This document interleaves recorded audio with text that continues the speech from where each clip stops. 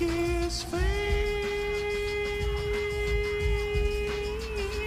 out ever.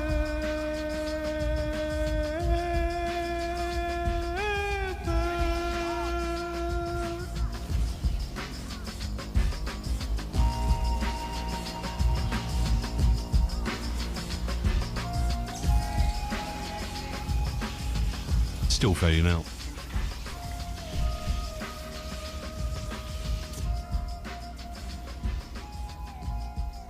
I think it has got one of the longest fade outs ever, actually, thinking about it. But that is Last Ninja, the level 2 over the Palace Gardens loader, and it was kind of requested by Sir Barnabas Tripeduster, but we should have had a little bit of a conversation off air to see what. But I think the one that you wanted, Kate, isn't yours kind of more of a wind-down tune? Oh, it could be. Very, very well guessed, young man. Very well guessed. Yes, so I was thinking maybe we can play that as a wind-down. That's fine by me. I'll allow it. Excellent. Good. Super duper.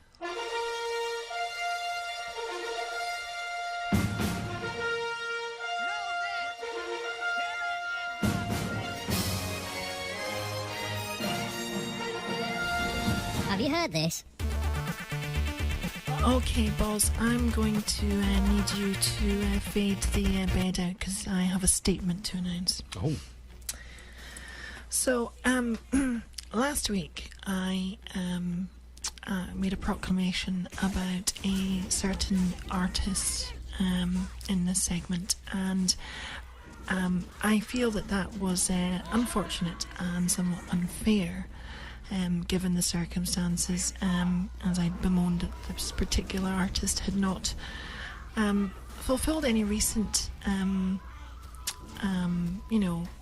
sort of performances or anything like that, and that it was unfortunate because immediately following that statement, the artist in question actually did some release work, and I feel that I have besmirched their good character. So I would like to take this opportunity to apologise to Slagon for saying that he'd been away so long, hadn't done anything on the show, and then all of a sudden, he's done a show, and it was really good. It was spectacular. Very nice, wasn't it? Yes. I'd like to thank him and apologise for, as I say, besmirching his good name and character. Okay. Nice. And if you thought I was going to be talking about your own tale, no. And, after that Sid and Drums, fuck off. A Sid and Drums maketh not a 2-year wait worthwhile. Indeed. So, I'm not going to say anything more about that. I'm not going to say anything at all. I'm just going to play another fucking awesome piece of music and talk about it after. First of all, I need to make sure everything's working. Can you hear this? Did you hear that? Oh, I heard you farting, yes, or something. Yes, I can hear that. That is not a fart. Oh, okay. That is not a fart. Here you go.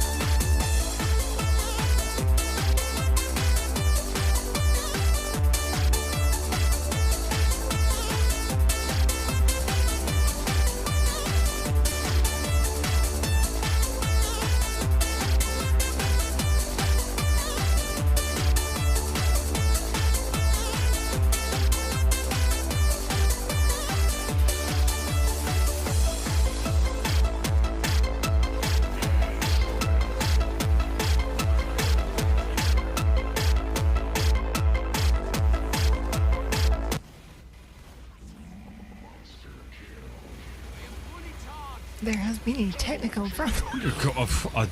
Wow. Boss fade.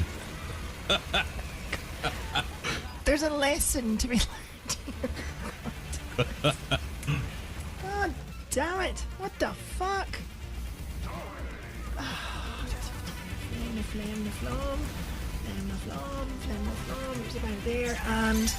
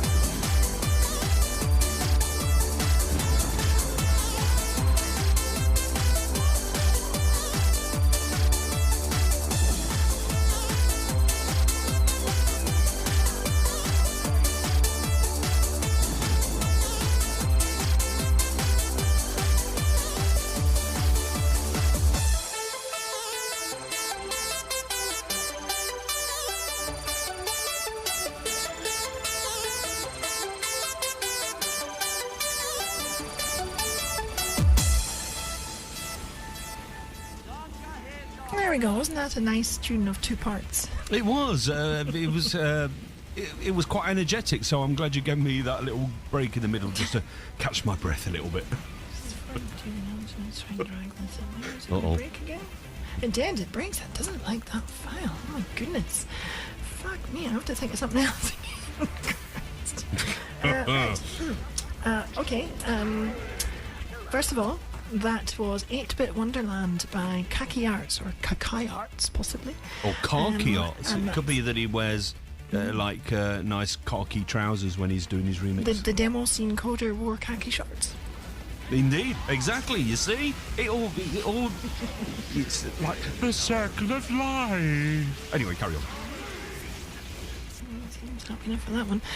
Right, and that was a demo released in August 2007 at Evoke 2007 in the PC demo category, where it came first, and the music was by DQ.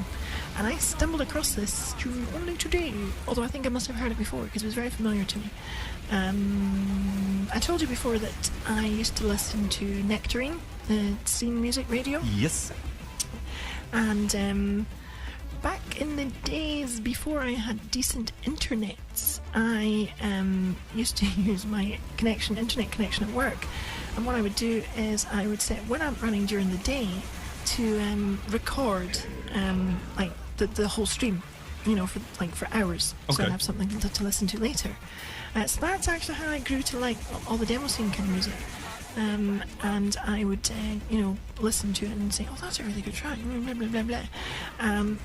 It made track identification somewhat problematic. At least until I got the version of the plugin thing that actually gave the individual files based on ID3 tags.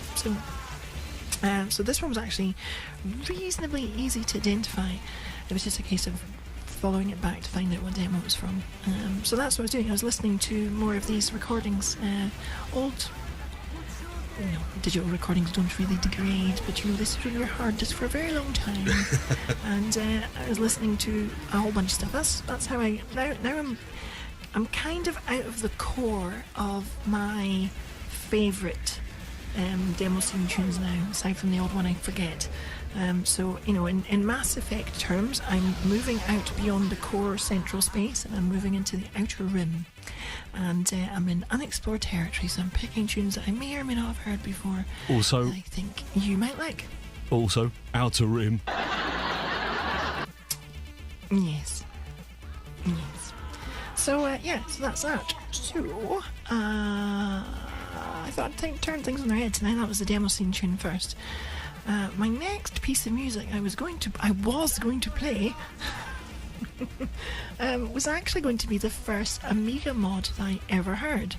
Well, that's not strictly speaking true. The very first Amiga mod I ever heard, I cannot find it. I know what it sounds like in my head. Unfortunately, I don't have Shazam or whatever it is. So I can't apply that to old Amiga mods. But I heard it in high school. The technical drawing teacher had an Amiga 1000, I think it was. And he used to run these demos and things. And I remember wanting to hear all the music and whatnot. And I remember seeing the demo and hearing this music, and at the time being, I was like, wow, this is Amiga music. I've come from the Commodore 64.